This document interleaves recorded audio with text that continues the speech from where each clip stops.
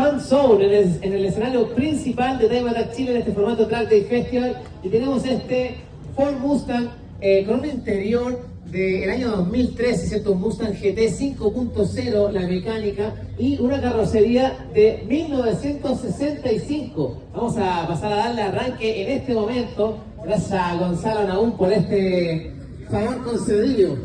Vamos entonces.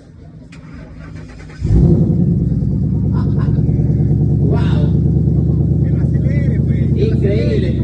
Que la acelere, le dice que dice el público se va con escándalo, ¿sí o no?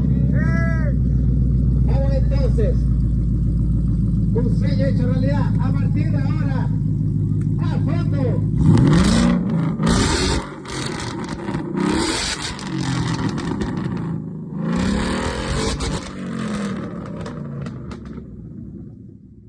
Extraordinario, qué lujo. Querido público, quiero que le regalemos un fuerte aplauso a Gonzalo Nahum porque se lleva el día de hoy el reconocimiento a Mejor Proyecto, este Ford Mustang, que sea una motivación, obviamente, para que siga por mucho tiempo más entregándonos la emoción tuerca a través de este auto. Bueno, un honor, parte del Power Mustang Club.